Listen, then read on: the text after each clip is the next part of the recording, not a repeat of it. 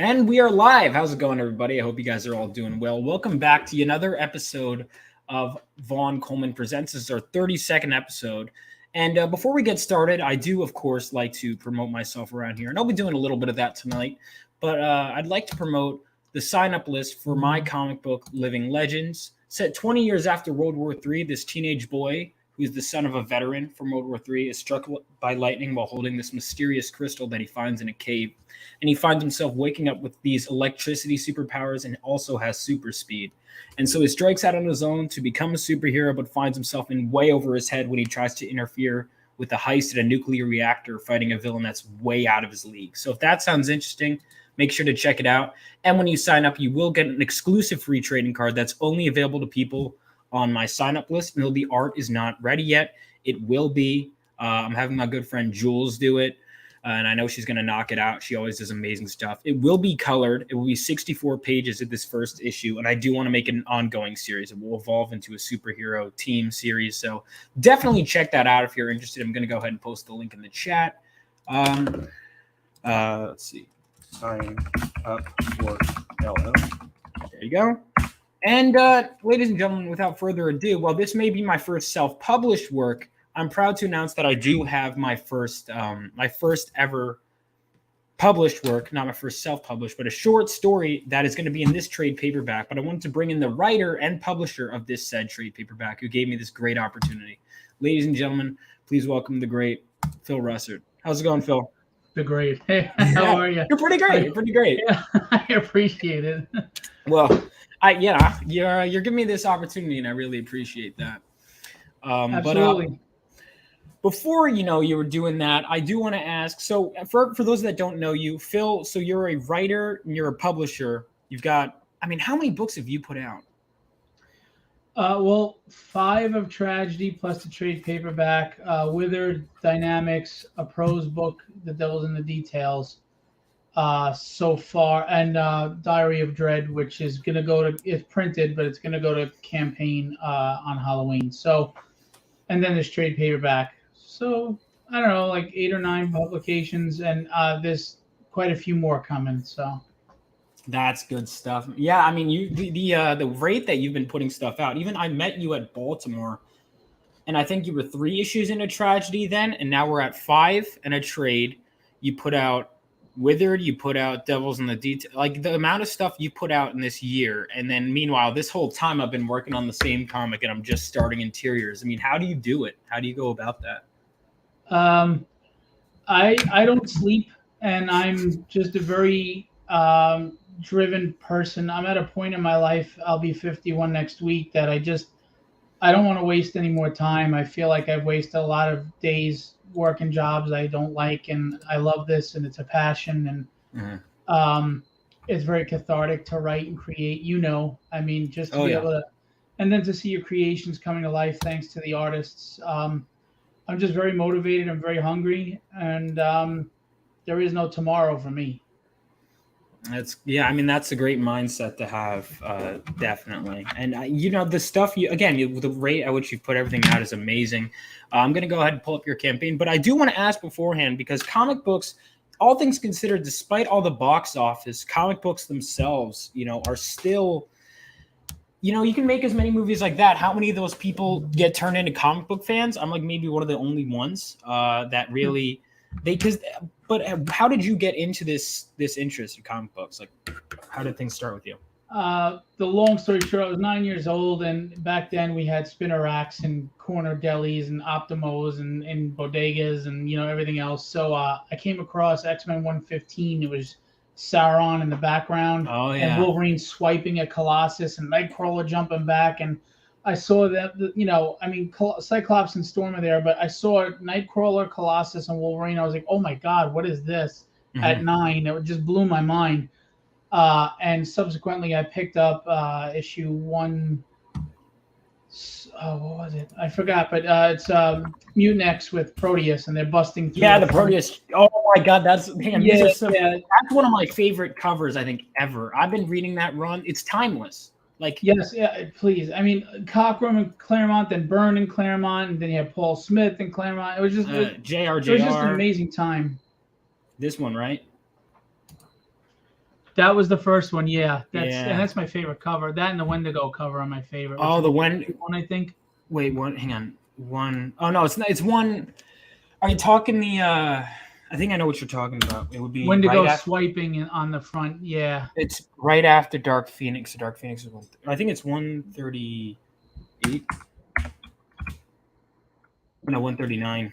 It should be. Maybe it 140. All right, we're gonna get there. 140. That's it. 140. There we go. Yeah. Yeah. I mean, those are like my two favorite covers of all time. I mean, nobody drew Wendigo like Burn. Swiping, I noticed, is a theme with your favorite covers. I never thought about that, but maybe. So is this another one of your favorites too? It's. I always liked Wolverine, but everybody hyped him up. I'm a huge Nightcrawler fan. Oh, Nightcrawler, I like more than Wolverine and Colossus. Nightcrawler is my absolute favorite, besides My Girl Tragedy. But yeah. I mean, I don't know. I fell in love, and I didn't stop, and that's where it all began at 9 years old, and that was I'm 51, coming on 51, and I just comics saved me actually from a rough childhood. So. And they taught us right and wrong, and they were just fantastic, and they were a great escape. 100%. It's crazy too, just as the longevity, because Claremont's run is what inspired me to start writing too. These same comics, and it just it speaks to just how powerful this medium is, and that it really true classics never go out of style. And yeah, I think what was the other one you mentioned? That other cover is great too. Yeah, so I'm trying to remember a 126 it might be. Yeah, it's Proteus. So I think you're right. Yeah, next. Oh, this one's so good. I have it. It's funny. I run conventions in New York too, and my very first convention, I found the shirt with this cover on it. So it was apropos because this and 115 I bought together for the very first time. So I wore that shirt when I ran my first convention. It was awesome. It was just fun. Yeah. That's great. Yeah, Nightcrawler, I think, is one of the best character designs ever. I agree. Cochran was amazing. And, he was supposed to be a DC character that got rejected. Right. The Outsiders. Superheroes, right? Oh, was the Outsiders? Yeah, and so was Storm, but she had a black afro. And she had a different power. She was a multiplier, like multiple girl or whatever. And Nightcrawler was supposed to be a demon exiled from hell, and he was like grumpy. And then, Giant Size X-Men, the reason why Colossus is up front is because it was supposed to focus on Colossus, and they changed it, yeah. So, I think Storm was three different characters mashed together also, I'm pretty sure. It was like What's that? I think Storm was like the combination of three different ideas. Yes. Yeah. Cochran was great. Okay, so now we get to all these years later, and you decided you wanted to write. So, Tragedy, let me pull this up now. Just for visual reference, you're all the way here. Where did I put it? Tragedy is now. What made you inspired to tell this story? Oh wait, let me pull it up in another tab. Sorry, give me a second. Oh no, I think I have another tab. No, you can keep talking though. It was weird because in December 2020, out of nowhere she popped into my head. I mean, exactly as she's designed, she popped in my head. And I thought I didn't think much of it. I was always intimidated by the idea of writing. I was always telling stories. Like I used to watch my friends' kids, and we'd sit there and tell the stories, and I'd talk off the cuff and make up things off like the top of my head. But I never wrote because I was intimidated by the thought of it, And I got sick with COVID, and it almost killed me. Actually, I had blood clots in my lungs, pneumonia, COVID, blood clots in my legs. It was 6 weeks in bed. I was on oxygen 4 liters. I was a week in the hospital. And I laid there and I was like, you know what? What am I afraid of writing at this point? So I just started writing. And next thing I know, in 9 hours, I wrote the first issue, and I reached out to Ricardo Silva, who I was repping. I'm an art rep on the side. And I asked him, would you be interested? And he said yes. And I gave him like real detailed references because I wanted what was in my head. And he came through. Hey, Brian Blevins, what's going on, man? Oh, it's Blevins right here. Yeah, Phil. Oh, sorry, I didn't want to interrupt you. I know you were going. No, it's fine. Phil, have you received any strong feedback from mainstream creators about Tragedy, good or bad? Who would be your dream collaboration with one and 2, DC or Marvel character. So yeah, actually, Chuck Dixon, Peter David, and Howard Mackey say that the book is really well written, and that was just wow for me. All the artists that I've worked with really love her design. Tyler Kirkham and Chris Pachalo and how David Mack and Bill Sienkiewicz, they all think the design is great. So that's the feedback I've been getting, thankfully. As far as dream collaboration, I mean, for art, Mark Silvestri. He's my all-time. Well, he's one of my all-time. I mean, I can't say who's my favorite because I love V. Ken Marion, I love Jim Lee, I love David Finch, but John Byrne. But Mark Silvestri, to me, I mean, he's even better now than he was in the '90s, and that's saying a lot. He was insane. So that would be a dream for me to collaborate with Mark Silvestri.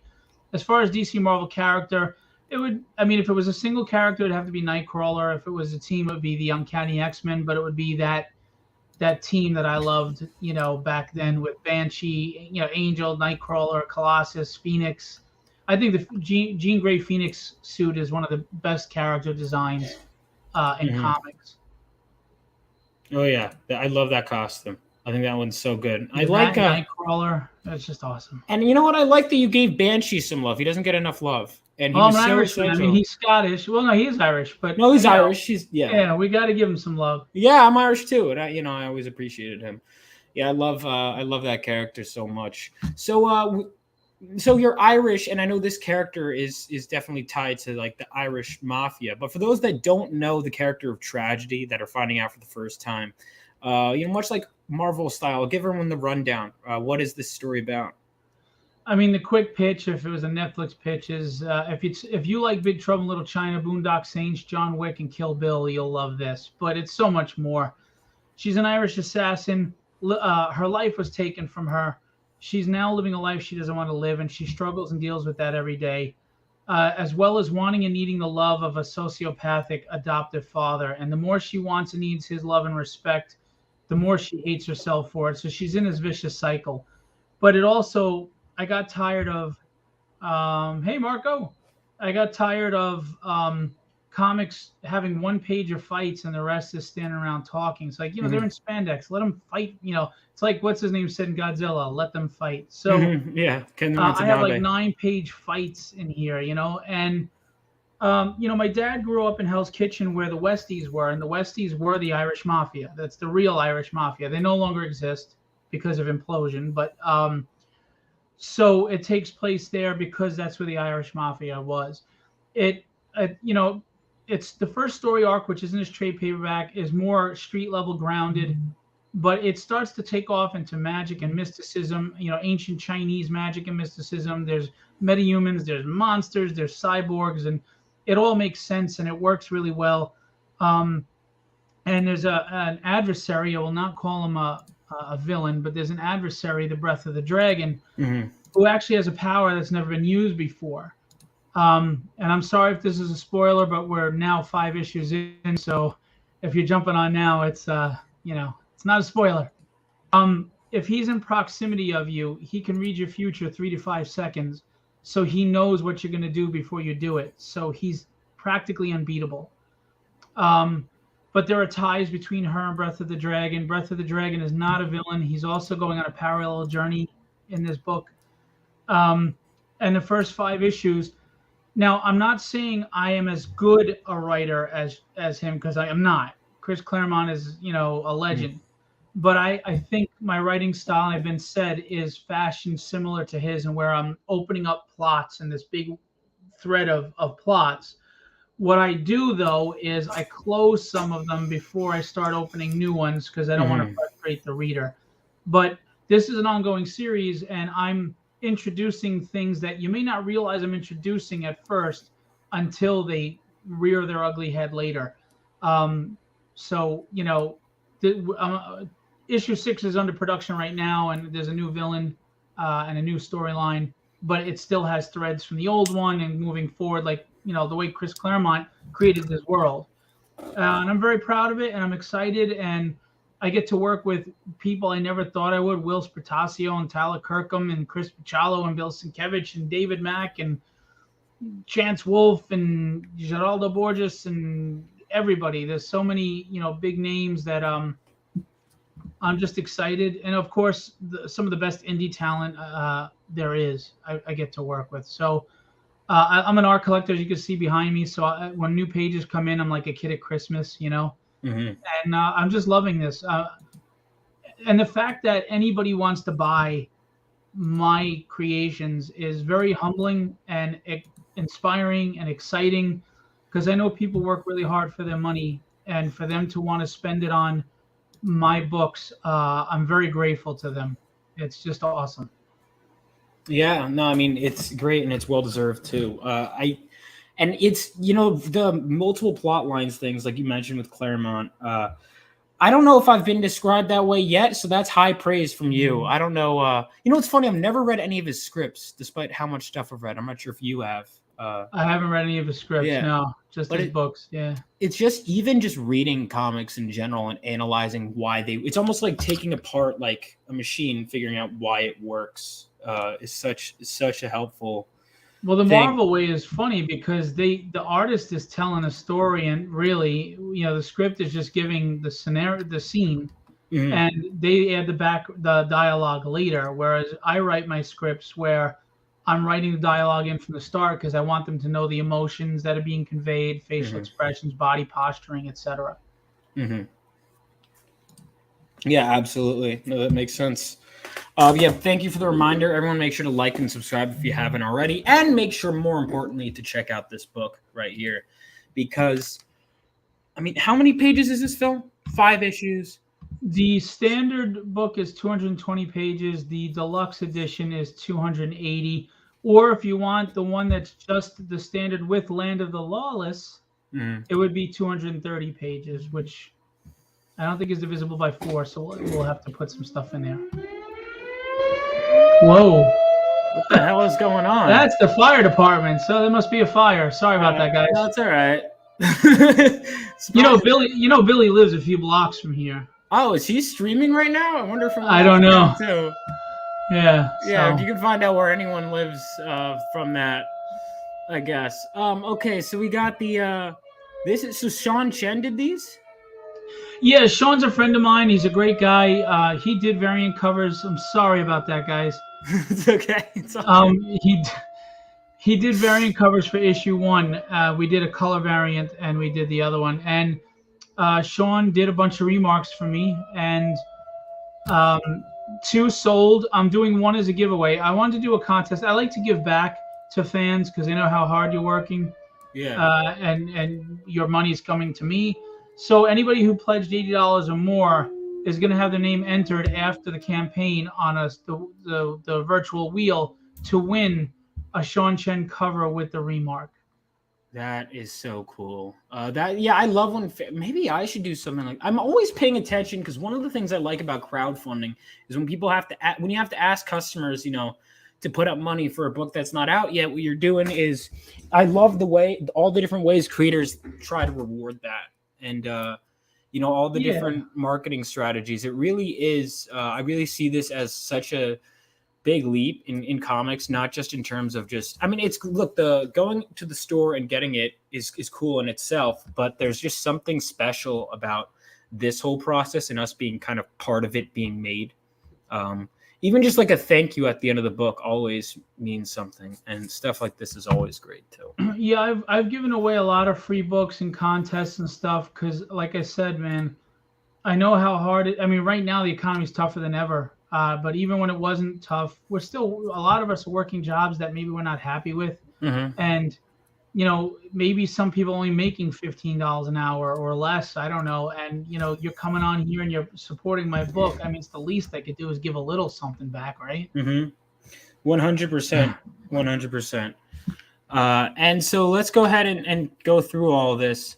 I know you get so many different artists to do these covers. So Sean Chen, this is which one? Oh, this is an issue. That's the Sean Chen, the Thunderstorm version. There's another one which I can show you. I have it behind me. It's Orange Sunset. He also has some that have Breath of the Dragon remarks, and those went pretty quick. But I do have 3 more, of which one I'm giving away. I just haven't put them up. And yeah, they were perks that I added. That's awesome. So everyone definitely check that out. Then you've got this Sienkiewicz one right here. That's a glow in the dark, limited Yeah. to 10. I think we have 6 left, but it's a glow in the dark Bill Sienkiewicz cover, limited to 10 only. And when I limit books, I don't print extra in case of damage. I don't print extra for myself. When I say it's limited to 10, that's it. There's 10 because the value needs to remain. Now, the only way I would print more is if someone's book was damaged, then I would go print one for them. They keep the damage, they get the new one. But I try to really respect that limited run, because if you mark it 10 and you put the price for 10, and the next thing you know, there's 2 or 3 extras out there. That's not 10. Yeah. It's false advertising. No, I respect that a lot. Yeah, all right, so that's really, wow. I remember I was really surprised when I found out Sienkiewicz was doing a cover for this because, I'm a big fan of Sienkiewicz's New Mutants. Got it right here. And the colored version is Alex Sinclair did the colors, which is Jim Lee's colorist. Oh, yeah. No, I know. First comic I ever read was Batman Hush. So, yeah, Alex is a great guy. Yeah, I've never gotten to talk to him yet, but I definitely he's really one of the good ones.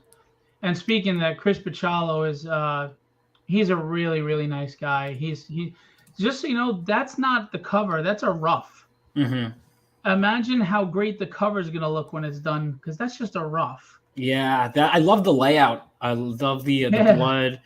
That's just even though it's a rough, there's so much face expression too. I really love even though I'm usually not a huge variant cover guy, I love the different approaches in this specific case. I mean, these are all so radically different. Well, it's funny because Chris goes to me, he saw David Mack's cover. He goes, "Oh my God, we wound up doing like the same pose." I'm like, great minds think alike. They didn't know, David Mack's came after Bachalo did the his rough, so it just happened to be what they both thought in their minds. And they gave me the covers that they would give Marvel and DC, so I appreciated them for doing that. They could have easily just phoned it in or just something simple, but they really they're good people. Yeah, absolutely.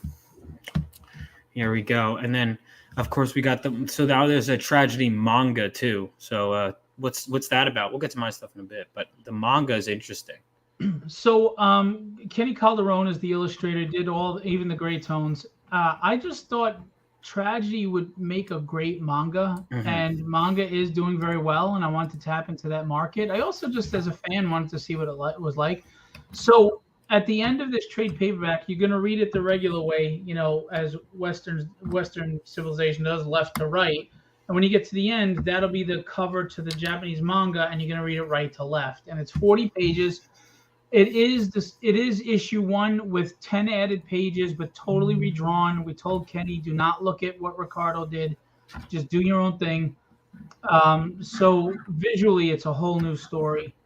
And I did a video yesterday, a live stream showing the pages, just beautiful work, a lot of energy, dynamics, fighting, everything. So that's in there if you want. Now, I don't like to force people to buy things, so you can get it as part of the deluxe trade paperback, or you could buy it as an individual book, so you don't have to buy the whole trade. Oh, and this is it right here? Yeah, well, that's some of the sample pages. And this is issue 1 just as a manga, or it's issue 1 as a manga. Oh, okay, so it's just drawn. That's really interesting. So is it like a different continuity, or is it? No, it's Tragedy 2.0. It's taking the first issue, adding 10 pages, totally redrawing it in manga style, and ramping it up, and that's what we wanted to do. We wanted to reach the manga market. We thought she'd be a great character for that. Yeah, I mean, I definitely see it. I don't know if I'd say, I guess a little ninja, definitely assassin. So That's really great. So I want to go back up here, but yeah, keep that in mind, guys. And there's so many bonuses on this campaign.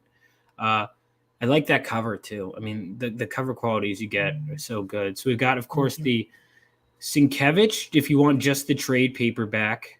But then if you want my short story, Land of the Lawless, which I could talk about briefly. Sure, yeah, come on, man. Don't feel like you Yeah. can't promote it. No, I Promote it. will. Let's go. Come on. Yeah. So Land of the Lawless, for those of you that don't know, is it's a 10-page short story. I wrote it. It was weird. So I wrote it, actually initially came up with it as an idea for a comic book. And then I had an action movie class and I couldn't think of an idea. And the thing is, with my idea for it as a comic book, I had the idea of making a comic book and then eventually a movie. And then ironically, I couldn't think of a different idea for my action movie class. And I was like, you know what? I guess I'll start this comic book idea as a script. And then I got this. I had this opening sequence that I came up with before I came up with even the rest of the story. I just knew I had this scene, this self-contained action scene, and that was it. And then I was going to build the story off of it. And so then when Phil announces he has this art contest that has a 10-page art contest, I'm like, I was writing Living Legends in my comic book at the time, but I was like, the first 10 or so pages really weren't I could have changed it into a self-contained story, but I was like, you know what?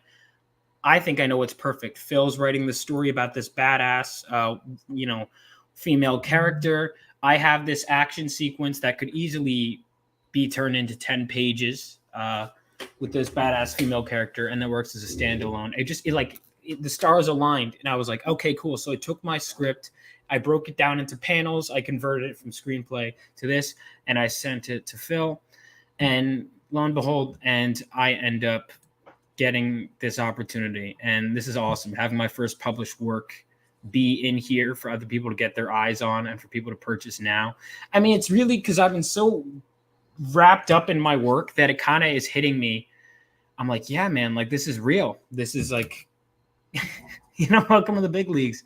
And so, well, I wouldn't say in the big leagues, but I mean, I did the writing contest because, look, I'm not huge. $10,000 to $13,000 campaigns are basically where Tragedy was doing, right? I know close to 300 backers. Is it huge in the scope of things? No. But if you're new and you've never done a Kickstarter, I thought, you know what? It's a good way to try to help somebody who's starting out, because you could build a fan base starting now off of the people that back my book, right? Mm-hmm. And then when you launch Land of the Lawless issue 1 in its entirety on Kickstarter, those people will hopefully follow over to you and support and buy it. So it was just trying to be part of the community and help each other, because to be honest with you, man, nobody's helping the indie community. We're struggling, we're fighting, we're clawing, we're scraping, we're scrapping, scratching, we're bleeding, and we do it because we love it. And if we don't help each other, no one's helping us. Right. And going into comics is just in general a great move for people that it's not necessarily from a financial standpoint, but just if you want the indie community, what you'll find different things, but just opportunities like this where people will reach out to you and just say, hey, let's give someone else a chance, and just lifting each other up. There really is something special about that. Your team is fantastic. As Bobby said, he said something like, "What's up, you beautiful pieces?" Oh yeah, that's his catchphrase, and he comes on our stream. Yeah, Bobby is the inker on this. Speaking of my fantastic team, yeah. So I had this penciler, Mark Hather. So every member of my team, I had multiple members of the team, and they all contributed something special.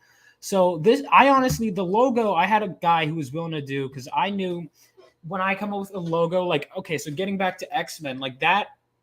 You know who designed this X-Men logo, right? By the way, the classic X-Men logo. No. You see on all those covers? Steranko. Really? So he hated, you've seen the original X-Men logo, right? Yeah. So tacky. So he hated the logo so much it wasn't even assigned to change it. He just he gets a cover and he's like, no, I'm changing it. And so he created that. And so I always look at that logo because it's you could put anything under that logo for the most part. Yeah. And you could make it pop. And I was like, well, I want to do something different. And so I have a logo guy, and I looked at Western movie posters and all sorts of stuff. And we came with multiple drafts, and it was the blood splatter was here. There was the A, and I was fix the A a little bit. He came up with Blood Splatter and Anarchy A. And I was like, wow, like I didn't even think of that. Yeah, very good. So, Nice logo. so that guy, his name's Ed Lavallee. He's great. And then of course, for this was just a pinup. I wanted to see. Okay, so I don't have the original character designs here. Maybe I'll include them somewhere. But the original character designs was Ricardo Silva, same guy who did the interiors for Phil's book. Great job. Again, I would send references. He'd kill it. Because what happened was we realized there's so many gunslinger characters, even women ones, that Lara Croft, and I pulled from a lot of them, but it's finding a way to be familiar but new. Right. And we got that here. I think this is a really great design, even down to the scope that was added. I think actually the penciler of this book added the scope to the revolver. Who the penciler is Mark Hatherley, who did a great job here. Then Bobby Christophas, who's just in the chat, he inked it because for deadlines, I learned what the value of an inker was. And it's really, until you're making a comic, you don't understand the importance of all of these roles. Because I'd always see inker, and I always just looked at it almost as like someone who just kind of goes over the lines. And it's so much more than that. Weights and there's line weights and cross hatching and understanding light sources. Inkers are very underrated. I love inkers. Yeah. By the way, you may not know this, but I relettered your 10 pages because somehow in the conversion the colors got dulled. So what you see there, it's even brighter than that. The colors pop even more than what you see on the campaign page. Oh, nice. I talked to Anthony and I had them. George relettered them, the where the colors were really popping. So as pretty as this book looks here, it's going to look even better when you have it in your hands, and that's the truth. I'm looking forward to that because listen, one of the things I've thought about, because I spent a lot of time looking at different colorists. You really appreciate every aspect when you start hiring yourself. And that was one of the good things. Like I hired my own creative team. Some people do Phil, some not. And just the colors, like even the colors we went through we had this, but we didn't have this colored as part of the design. And I had pictured red, but we even just looked at like earth tones or whatever. I ended up going with red. Because we tried yellow, but it looked too much like Woody from Toy Story. Red is actually the color that attracts the eye. I believe it. So it's a very good choice. Red is the way to go. Tragedy has red. Mm-hmm. Yeah, I mean, look, even Superman right here. Yeah, I mean, that makes sense. So then, of course, we had Ferdian February, I believe his name is. Ferdian, I'm sorry, yeah. He did this in a day. I was telling people on my stream this, and they were like, there's no way this. I said he did this. He did the colors for this. He did 15 pages in a week for me, and they all look fantastic. I don't know how this man does it. As a matter of fact, the Apollo pages, February did them, and he did them in like 4 days. 10 pages. I'm normally a guy who because I come from a film background, and just in general, as a person, I could be very whatever. I didn't have to give him much direction at all. He just kind of, that's it, it's done. February's a pro, man. He's awesome. So is Anthony DeCastro. The two of them are fantastic. Yeah, Castro. Those two were so easy to work with. I mean, really, I don't have any complaints about anyone really. But those guys. You will. I'm sure at some point, but this guy, he's so good. He got this done in a day. I'll have to work with him again at some point. But yeah, I highly recommend everyone. Kevin DeCastro, he's great too. He'd go through, he'd catch any little thing. He's like, oh, we got to go back. This is inconsistent, because I guess his flatter would just catch him, or his flatter would just catch everything. And he was so quick to respond. I know there's time differences, so I'd be up very late hours, but it'd be like back and forth, quick responses, quick fixes. He's able to get everything. And one of the things I also do love is when an artist adds little details, like the rabbit crossing that was not in the script. When they just add these little things that add a lot. Even then, like the car, I didn't really have a vision. I guess, even Red, I didn't tell him to do that. He just, he knows what looks good. So. Yeah, they're pros, man. They may not be household names, but these guys know what they're doing. Colorists don't get enough love either. Inkers and colorists do not get enough love. And neither do letterers. Man, Letterers, yeah. a letterer, if they do a good job, you don't notice. If they do a bad job, it ruins the book. 100%. Yeah, I agree with that 100%. I mean, it's kind of like I would compare it almost to like sound guys in film. You know, if they record the sound properly, like what famous boom operators or sound designers do you know? You know, Right. but if they mess up, then yeah, you'll know because they will scream at them forever. It's a thankless job, but it's an important one. So letterers definitely. I mean, look, I'm sure I could learn to letter. But you know, I'm glad to have someone else do it for me, especially when they do this good of a job, and he did. But yeah, these are just the first 4 pages. You'll get more. I was inspired by Red Dead Redemption, actually, the video game. I was playing through that, and I had an encounter in the game where I'm riding horse by this lady who's like, "Oh, help me!" So I go over to help her like a good person. And then these guys pop out behind the truck or behind the horse and wagon and just shoot me. And I was like, what the hell? So I was like, all right, I want to create a character who would survive that situation and be smarter than me. And so I kind of started crafting this whole character. And like, what would her psychology be that would allow her to instantly see through this situation and put a stop to it. And I wanted to bring it into the future. So creating this setting, I mean, obviously I'd love to turn this into if enough people like this story, I would love to turn it into a full-length comic book and then series. But, you know. Well, Bobby's not going to let you walk away from it, so you're going to make it a full. Yeah. Oh, did he say so? Yeah, it was fun. I saw to work on this. I will not want to make this into full series until he gives. Yep. Yeah, no, I know. He won't. He keeps going. Oh, Vaughn, I'm drawing this cover for you. I'm like, don't you have your own comic to work on? he's like, Vaughn, you gotta do this. And that, listen, I'm hoping that the fans bother me that much. May regret saying that now, but I really hope that the people like this story enough to the point where they'll be like, where is it? And I'll be like, all right, fine, guys, you get it. But it's hard to not love I've loved writing this story, and I'd want to write more. And it's also when I'm here with Tragedy. I mean, I had already refined those pages as a script so many times, but you know, when I'm printing in here, I want to make sure that it's not like you read Phil's book and then it just downgrades in 10 pages. So it's important. No, it won't happen. Yeah, it won't. But I had to put in the effort to make sure that didn't happen, and I think I did a pretty good job. And so obviously you get a lot of pages. And then I know we obviously there were 2 winners, right? There was, you couldn't pick? Yeah, you were both really good. You both deserved to win. So I said, hey, I make the rules. What the hell? And we did too. Yeah. I mean, listen, that's a great thing. If you make the rules, you could have even just been like, actually, I won the contest and then published your own. No, you both deserved to win. I thought you both did a great job on storytelling. I mean, like for Apollo, it looks like a Superman archetype. It's not. It's a sci-fi epic adventure, and it's much deeper than you would think. Mm-hmm. And between the 2 of you, I just thought they were great fits, and they were exciting and interesting. And Kevin Stewart is the writer and the artist on the book. So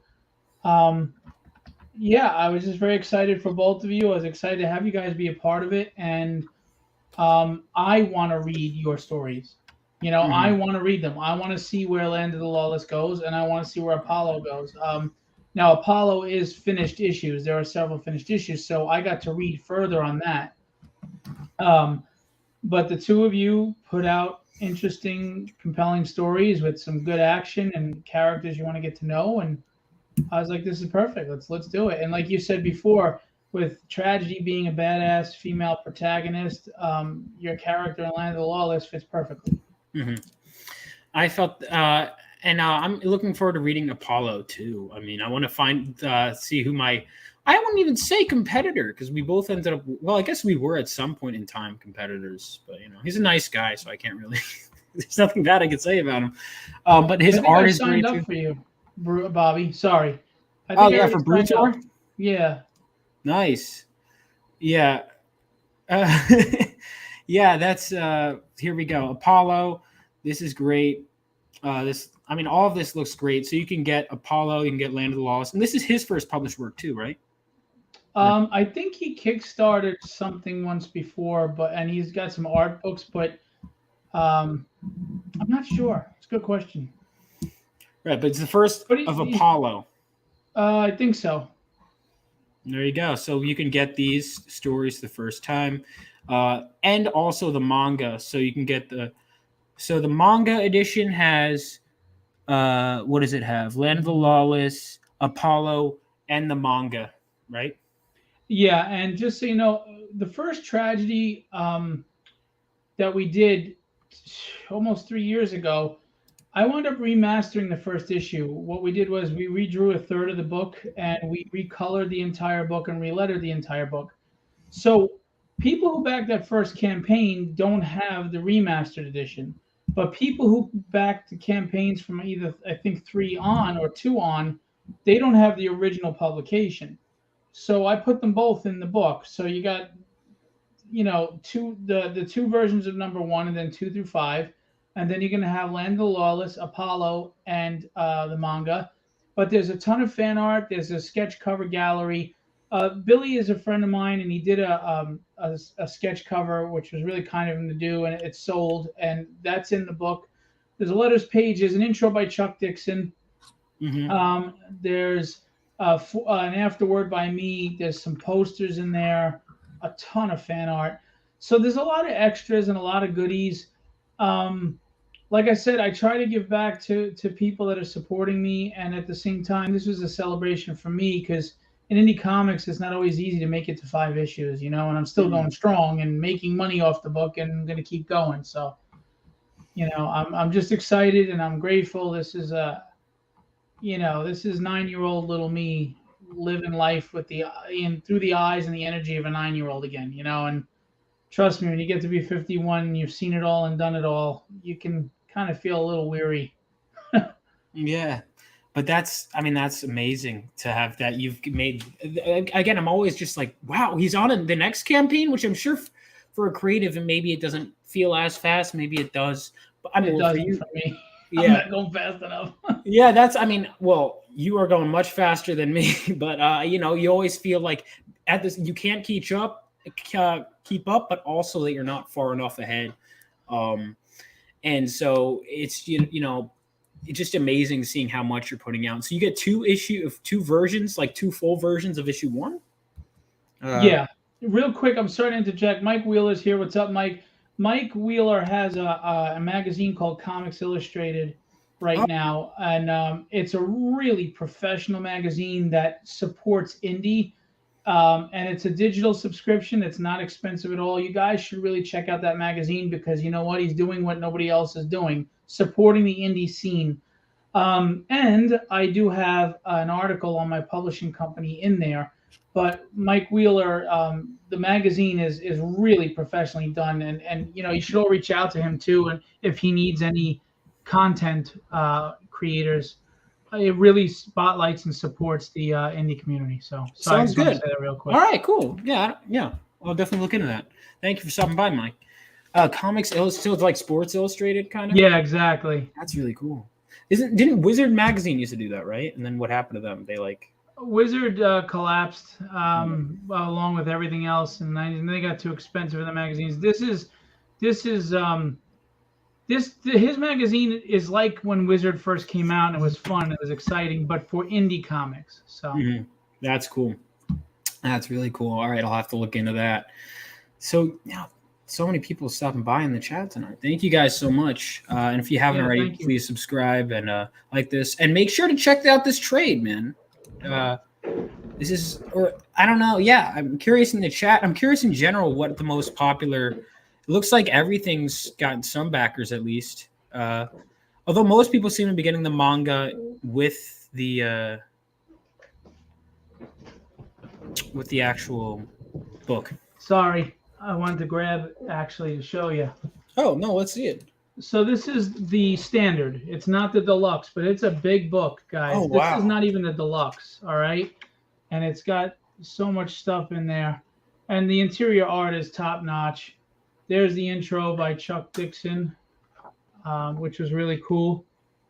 And like I said, it's got fan art. It's got issues 1 through 5 and the original issue. Character designs, sketch covers. There's the Billy Tucci sketch cover in there.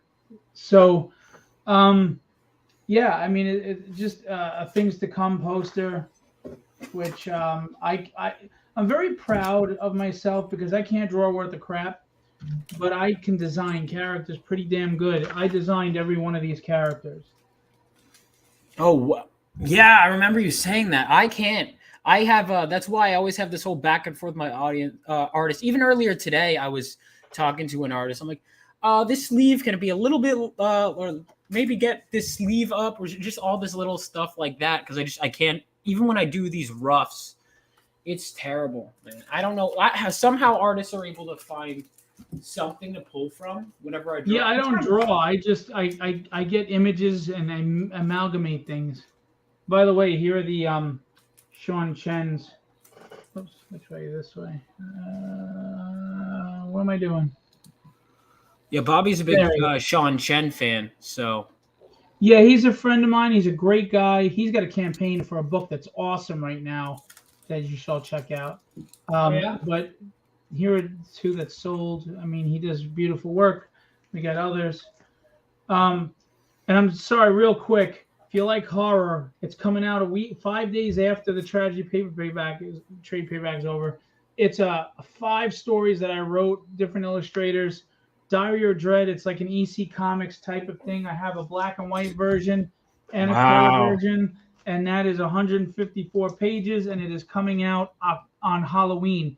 I wanted to have it out now, but because some cover artists were late, the trade paperback was pushed back, so it's going to launch on Halloween. That's nuts. And the sign up is at the bottom of this campaign page. Yeah, that's so cool. You're really moving crazy fast then, man. You got what, 200 something pages and then 154, like what, 5 days later? By the way, yeah, Sean Chen is probably the most underrated artist in the industry, in my opinion. The man's amazing.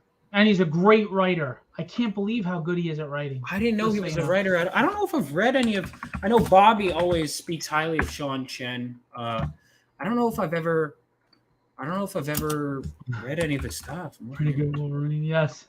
Well, he wrote the Seventh Seal. It was kind of based on the premise of the Seventh Seal, and it was called I can't remember what it's called, but anyway, and it was great. And now he's writing Evermind, which is with Daniel Wu, the actor from Into the Badlands, and the campaign's going on right now.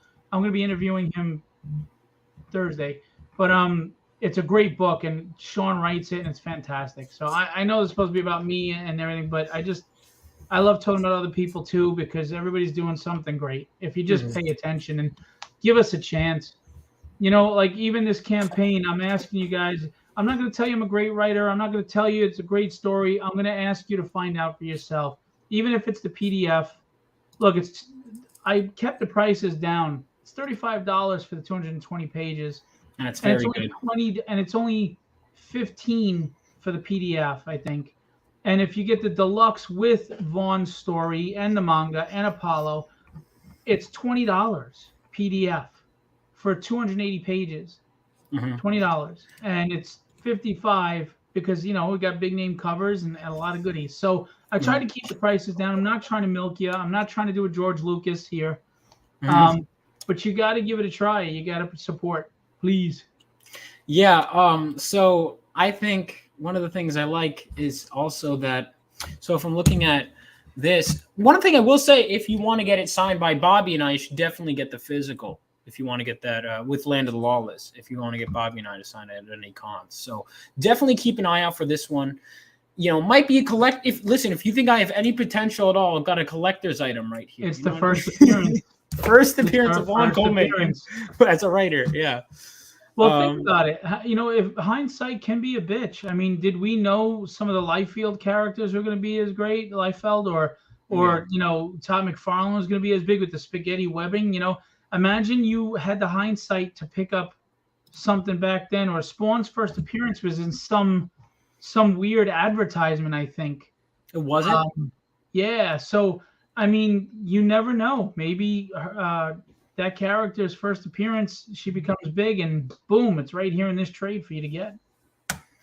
Yeah. There you go. And also, again, you also get all of Tragedy. Is there any original printing of issue 1 left or no?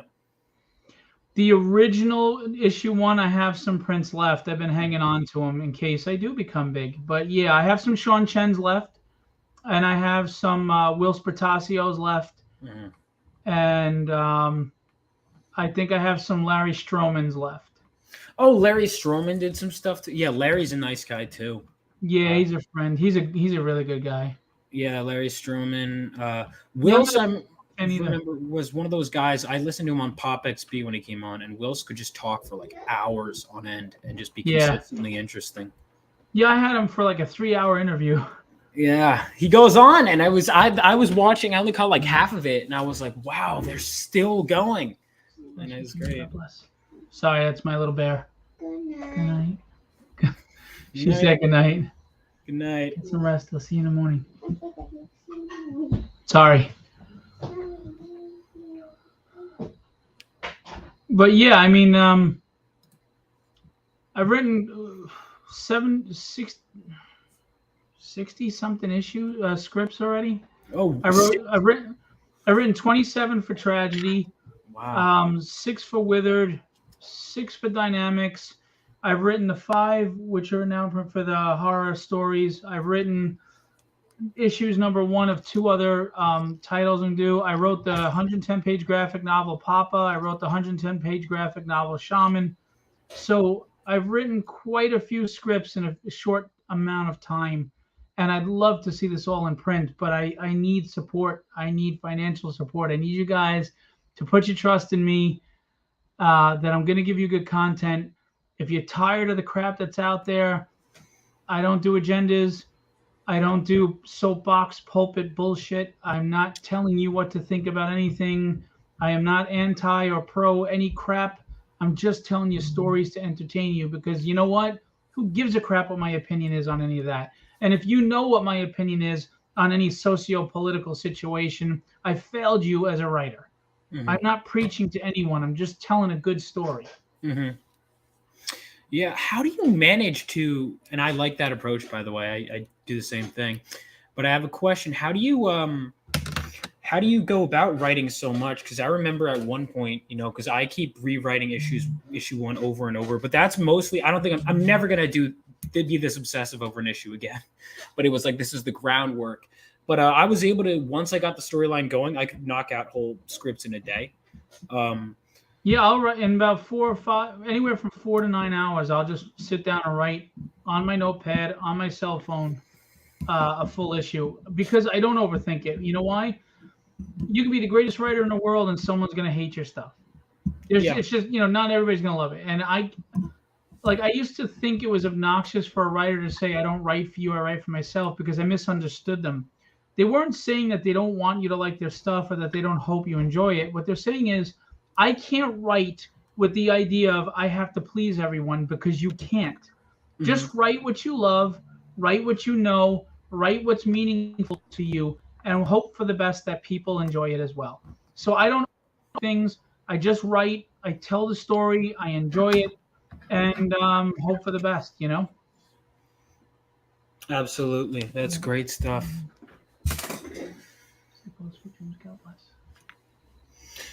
That's great. No, it's okay. All right, yeah, I gotta get back into the swing of just writing, but producing and publishing and getting artists, that is its own. It's a lot.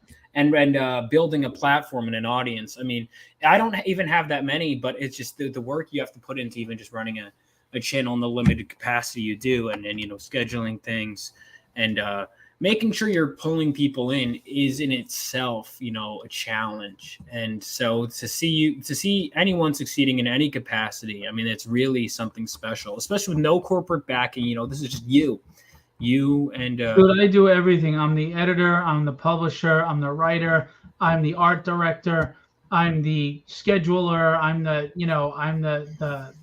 payroll, I'm the marketer. and the promotioner, and you know, I'm all of it, and it's exhausting, but I love it.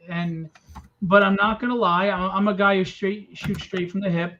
It gets a little frustrating though because you're seeing collectible stuff doing very well on Kickstarters and crowdfunding, but people are not putting their trust into quality storytelling. I mean, look, I'm grateful. Chuck Dixon, Peter David, and Howard Mackey said this book is written well. If you don't believe them, then find out for yourself. But if you want comics to survive and you're tired of all the bullshit that they're putting in Marvel and DC, then don't just complain about it. Do something about it. And that means supporting guys like us. I'm 100% we can't the keep same going. way. You know, I don't have the print runs that Marvel and DC does. So my books cost a lot to print, you know, and I don't have a marketing team, and I don't have Bleeding Cool and all these sites, you know, pushing for me. They don't give a crap about me. Like they don't give a crap about you. So we got to give a crap about each other. 100%. It's, you know, and it's tough. It's always a tough market. Again, the lack of the corporate backing and everything. And also, you know, when you find out as a publisher, because it's the mentality of, oh, I'll have it all. You know what? I've learned the way that all these writers like Chris Claremont, they all would get screwed over, whether by editorial or up above. And I'm like, you know, or like corporations. And I'm like, you know what? I'm never doing that. I'm going to just for myself, and I'm going to put out all these issues by myself. And I'm like, okay. Well, then I also didn't think about all the stuff Chris wasn't doing. He wasn't editing it. He wasn't giving deadlines. He wasn't doing the marketing. And I'm like, well, that eats up a lot of time. The marketing is the most exhausting part. Oh my God. It's because you're screaming from the rooftop to buy your stuff. You see, the thing is, I'm not selling a book. I'm selling trust. Yeah. I mean, Scott Snyder, whether what he's written in the last 5 to 10 years is great or not, doesn't matter. People loved what he did with Batman, Court of Owls, and before that. So he gained your trust. So if Scott Snyder puts out a new book, most people will flock to it, not even knowing what the book is about. It's like, oh, it's Scott Snyder, I'm in. Yep. So I'm selling trust. To trust me that I'm a solid writer, that the characters are interesting, the stories are engaging, and that your money is not being wasted. But people are finding it hard to trust. And part of me understands that, and part of me says, look, I'm working with big name artists. How bad could my book be? Yeah. You know what I mean? Yeah. No, 100%. I mean, to get someone, even just to get someone to do a cover says something, you know. And well, I've had people that agree and just don't have times. I mean, obviously, Billy Tucci straight up was like, dude, if he keeps saying yes to everybody, he's gonna have to be working from the grave if he keeps saying yes to people. Well, Billy's an exceptionally nice guy. No, he is. You know, people think you just throw money at these guys. That's why I'm like, really? Have you ever reached out to him? Do you even think you can get a cover? I mean, do you even think they'll answer you half the time? Yeah. You know, I run conventions. I've made a lot of friends, and it's been beneficial, and I appreciate that. Otherwise, you know, it's hard to get in an audience with some of these people. Like Will's, he won't do a cover for you unless he considers you a close friend or family, which I was shocked that he did a cover for me. So, you know, and that's not me bragging. Look at me. What I'm saying is, no, it's not me throwing money at big names and that's it. Which, by the way, I'm not made of money as much as you may think.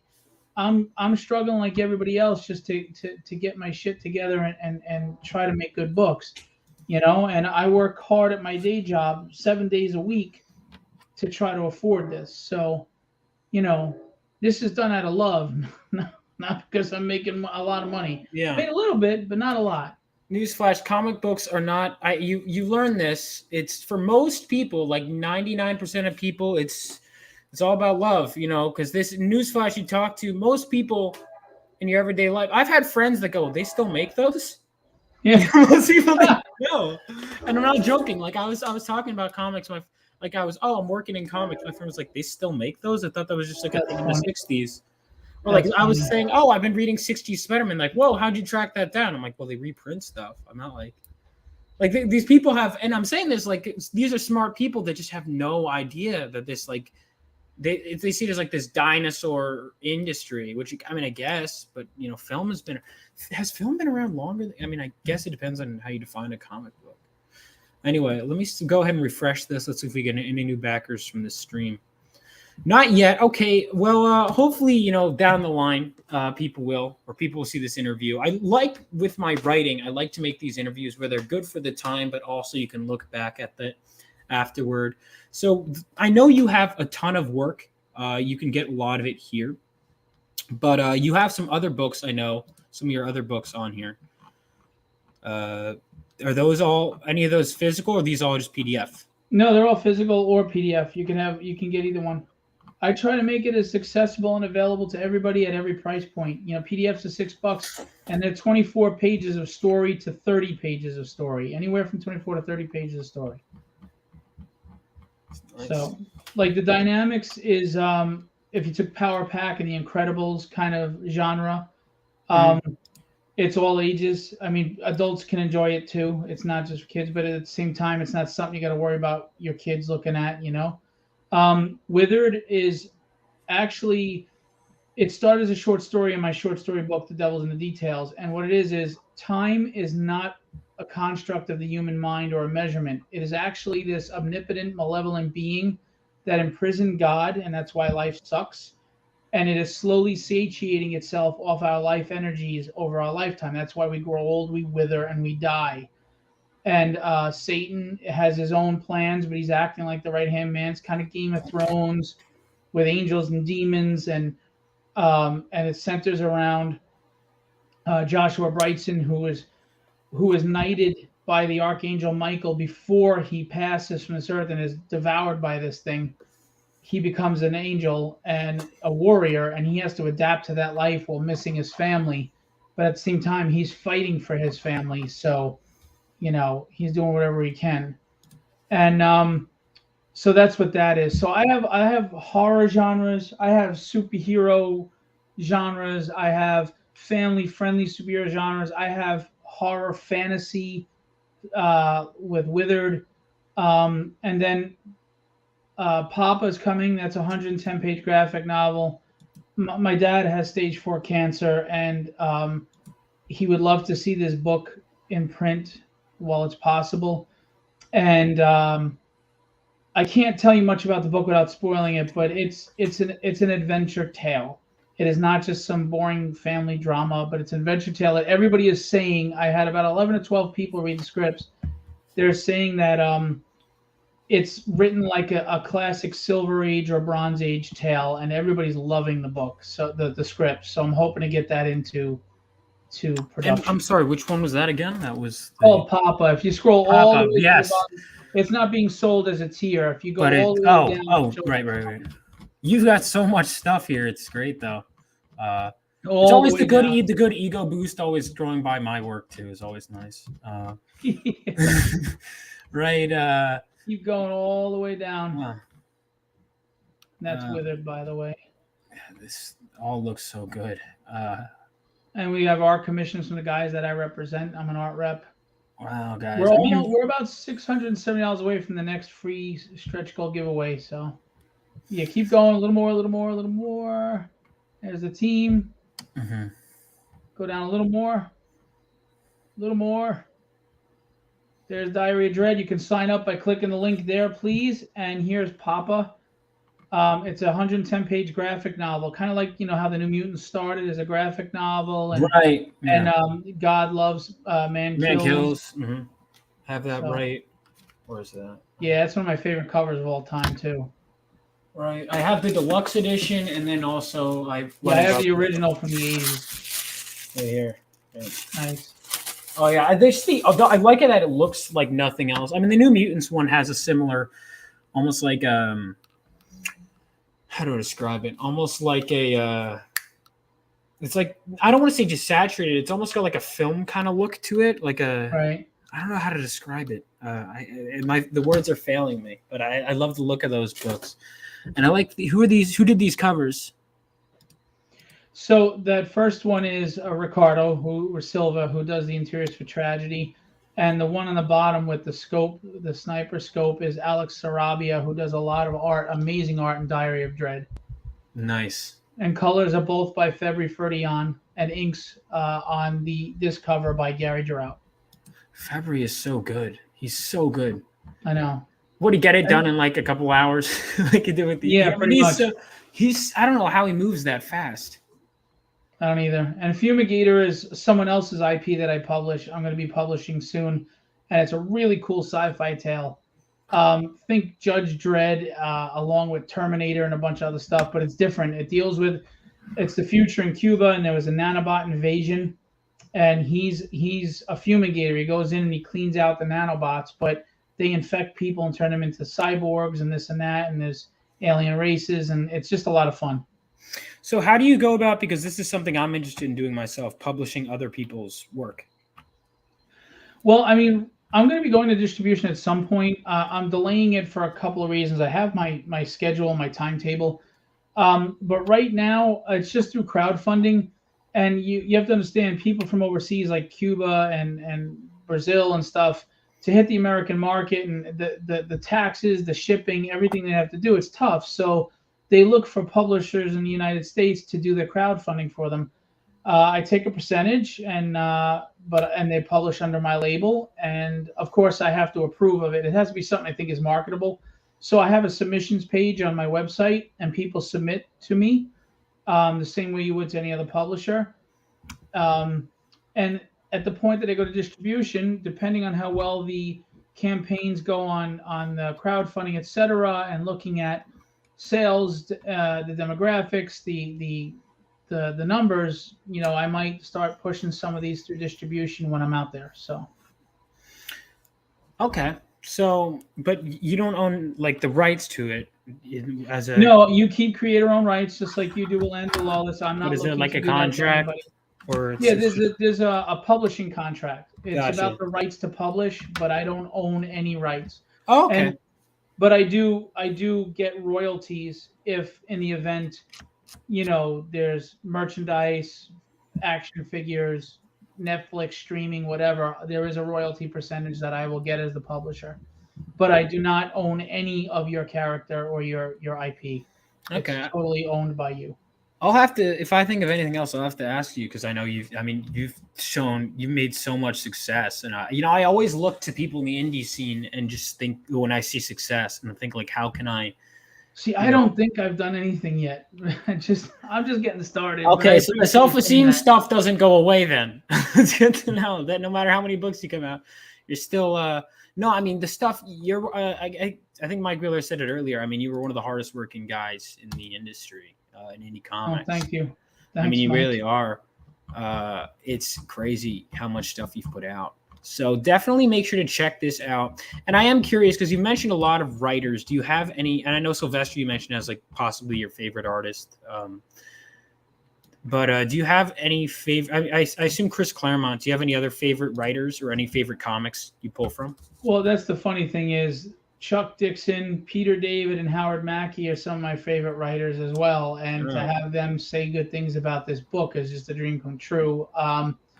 But those are some of my favorite writers. Sean Chen has become one of my favorite writers recently. But as far as in the past, I like what John Byrne writes. I liked his Man of Steel. I liked what he's doing in Fantastic Four. But I think those would be the main people. I don't know why I'm drawing a blank, but there's other great writers. I'm not really big on anything new, to be honest with you. I haven't collected new comics in over 6 or 7 years, unfortunately. They destroyed my X-Men. Oh my God! What they did to the X-Men was pod people. Fucking give me a break. It's just crap. I'm sorry, it's crap. I know. I've had people try and sell me on how the new X-Men is actually great, and I'm like, dude. First of all, no. when you hint at Wolverine and Cyclops being in a three-way with oh my God, that was what broke me. Yeah, they're doing each other. I'm like, I'm done. And then Genes of War and everybody's sexualized. Everything's dark, and they're not even. There's no stakes anymore because they're all just going to get resurrected as clones. The bad guys are the good guys. Like, it's just crap.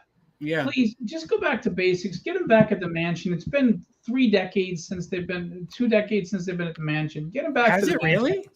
Yeah. I haven't read anything really outside of that, but I was reading the mansion. Cut down the core team a bit. Enough with all this other bullshit, and stop with this pod people and hellfire gala crap, and just stop. It's so bad. And the thing is, they won't really the new. Oh, I don't understand because I'm like a huge X-Men fan, and it's like I'm speaking as a fan. That's like, dude, this is not. They This have is not. crapped on the legacy of the X-Men. I 100% agree. I mean, they're bringing in Apocalypse and Mister Sinister to their like utopian society. I'm like, are you out of your mind? Have you learned nothing over the course of how many issues? It's just so they're so out of character. Uh, wait, Sorry, Bobby. this one attitude is wrong. Your favorite grizzled anti-hero having gay. Yeah. It's just it's like they didn't read a comic ever in their life. They're getting activists to write this stuff, and it's pulpit soapbox crap. It's shut up. I don't care. Did you read the Just entire entertain issue me. where they're eating dinner for an entire issue?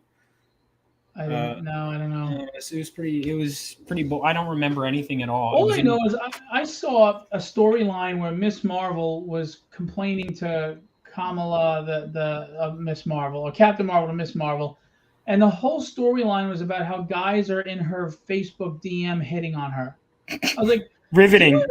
Do you even know who your demographic for comics is? Because it's not tween girls, you jackass. No, even women don't care about that. Yeah, no one cares about that. It's not riveting. It's not riveting at all. We're looking at superpowered people so they can complain about that. Go watch, Rivendell or whatever. Just Riverdale. Rivendell is because I've said that too. Rivendell is from Lord of the Rings. It's the nerd Riverdale. Yeah, no, I'm a big Lord of the Rings fan. That's probably why I said that. They don't know what they're doing. Their writing sucks. Yeah, I agree. And that's why you should back Tragedy, because the writing does not suck. There is stakes. The characters, I care about the character. I want to see more. She doesn't win every fight. I'm so tired of heroes winning all the time. Yeah. Sorry, go ahead. Yeah, no, I agree. It was, but no, I agree. Yeah, she doesn't win every fight, and she learns from her mistakes, which she does make. She's flawed. I don't think I finished the story yet. I think I have more to finish, but well, you're gonna get the trade paperback comps, so there you go. Yeah, I'm excited. I mean, think about it. They don't even know how to write a female protagonist anymore. Everything's easy to them. They like look at the movie Prey with Predator. This 15-pound, 90-pound teenage girl. You know, the Predator killed a grizzly bear with its bare hands and wiped out about 30 huntermen. And she fights it one-on-one and doesn't get a scratch on her and kills it. Uses its tech better than it does.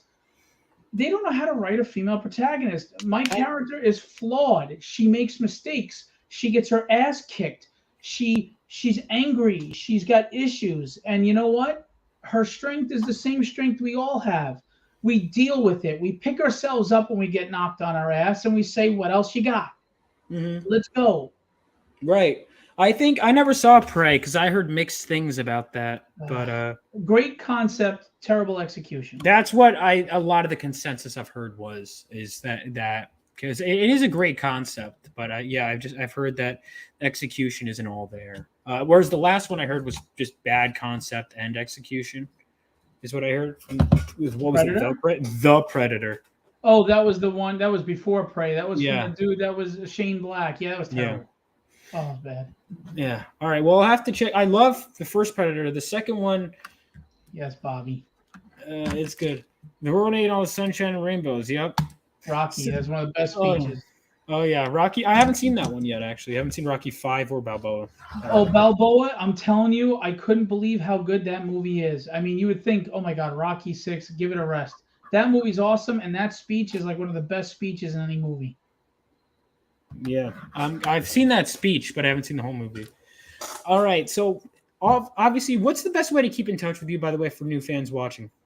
Well, you can go to the website, www.philboentertainment.com, Philbo entertainment.com, or you can go to Philbo_publishing on Instagram, Philbo Publishing on Facebook, or just follow or friend. Well, you can't friend me, I'm at the limit, but follow me on Facebook at Philip Russertt or Phil Russertt on Instagram.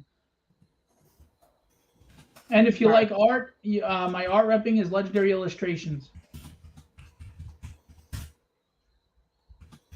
If this guy knows his stuff, he's got all kinds of talented artists at his disposal. If you're looking for any, always, I might even come to you for some stuff soon. I'm always balancing tasks, but I might come to you for something soon.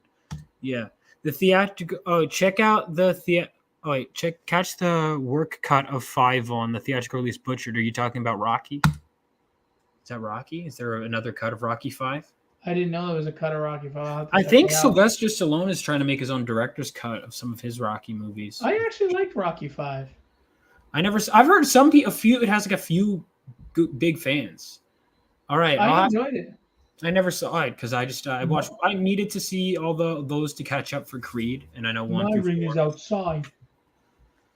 All right. Yeah, Creed 1 was okay. I just couldn't relate to the character because he was acting all hard. Like there was no emotion, there was no fault, there was no frailty, except for the one scene. And then 2 was 3 was better. There was more emotion in it. There was more. I mean, come on, we want to be able to relate to the heroes, right? Or what's the sense? If we don't give a crap about them, then why do we give a crap? We don't. Yeah, Rocky. I mean, that's another thing. Rocky. There's a lot of scenes that you could argue aren't like technically plot advancing, but they make him endearing and they make you care. Like, yeah, does he need to for the story talk to the turtle in the pet store or whatever? No, but it makes you care, and so that's all you need. And yeah, I mean, I think that's all really special stuff. And I think that this story has a lot of that. Has like the action. You take your time, which is what I like too. Even though a lot happens, there is the breathing room. I think there's a lot of there are some indie comics I've read where you could really tell that they're on a budget, and so they have to get all these ideas condensed down into this many pages, and so nothing shines. You're not like that. You've written this many issues, but you could tell the story.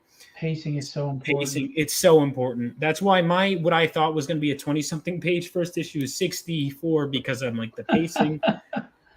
The pacing has told me, and it's a superhero team book. I'm not even introducing the team in issue 1 because I'm like, let's get the main guy. And so taking your time is key. And but now it's all here. And do you feel good finally having a trade? Because I think we all want to get to our first trade.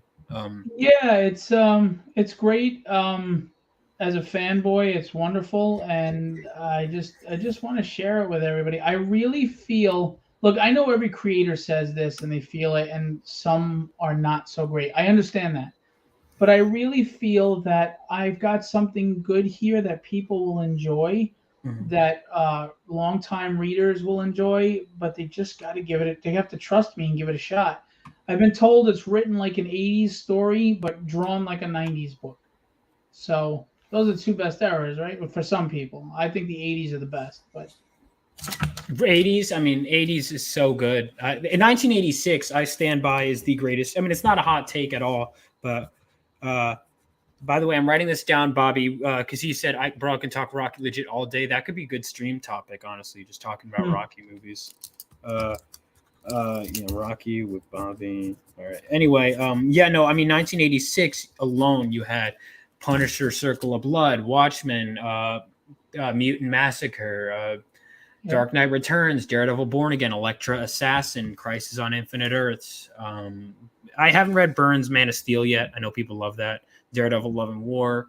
I mean, it's unparalleled. But now the indie scene, we have more creators. And I don't want to say than ever, but more publishers, probably self-publishers. But the problem is, like any other industry, we need an economy. We need circulating cash flow, or it won't thrive and it won't survive. Yeah. So we've got to be investing in all these little guys. I mean, obviously, some people are right. It's just not quality stuff. But if you see a quality book, please give it a shot. And, even if you just throw a donation pledge, just help out. And not even just that, go like the way that a lot of the marketing people find out, like the way I found out about my first favorite comic, Batman Hush, was because I'd watched videos of people talking about it, of their favorite Batman comics, and they talk about that. So when you have comics and you're talking about, I like indie comics, share some of the names, some of your favorite properties. I'll rattle off some of my favorite ongoing ones right now. I like off the top of my head, I mean, she's not new, but it was new to me. Absolutely. So I mean, She is great. If you like She, you would like Tragedy. I loved Fiendish. Check that out. That's a great series. It's totally unique. Um, let's see. I mean, there's just a number of franchises. I like Cyberfrog. I like what there's. See, now they're vanishing when I need them the most. All the indie titles I read, and they're Yeah. they're vanishing from my head. But I gave like a few. Mine will probably be good. Hopefully, I'll say the same thing with Phil. Come and find out. So Phil said it more eloquently, but this Vaughn Coleman guy is pretty good. Yeah, I'd say so. 80s had best writing, 90s best art. That's fair. That's fair. Phil has good stuff in both departments in this story. So Thank you.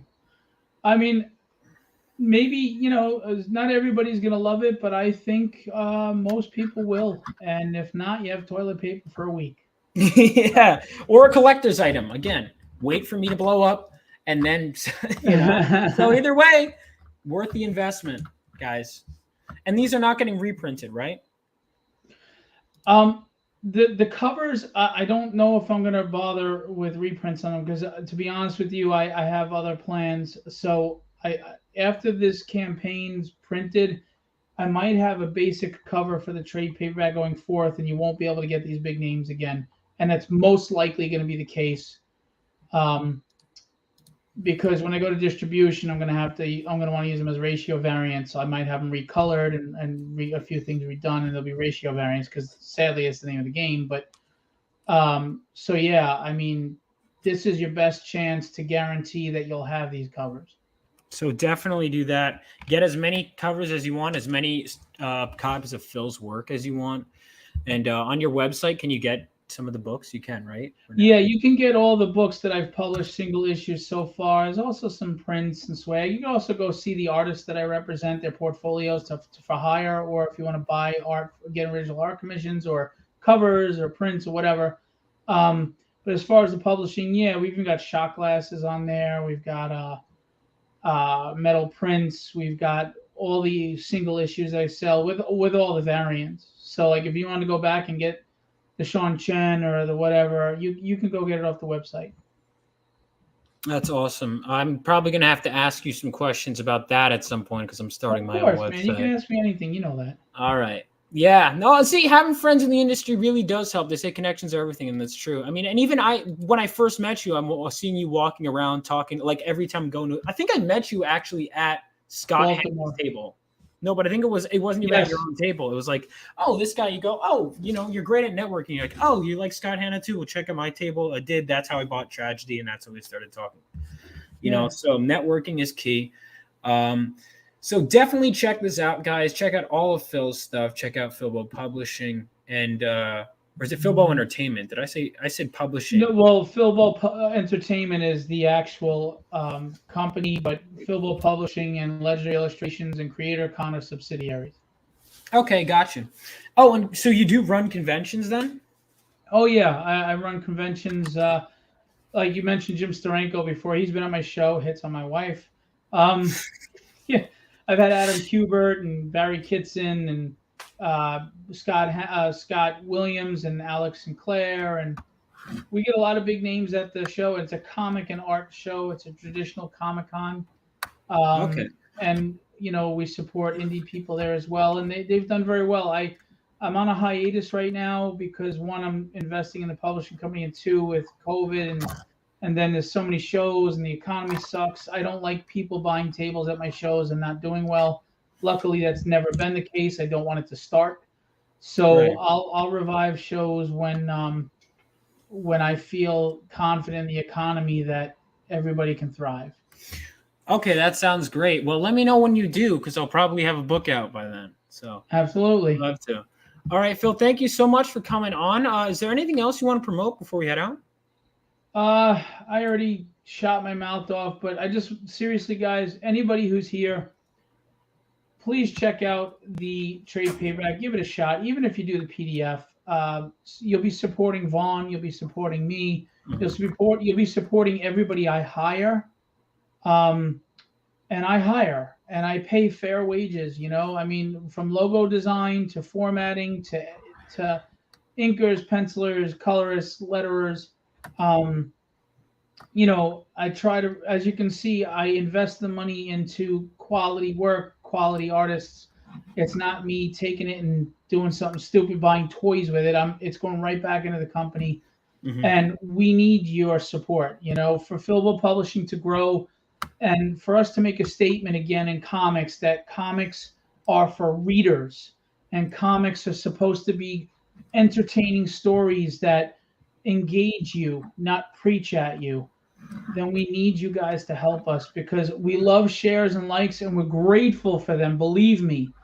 But we need financial support. So please give it a good hard look, give it a consideration.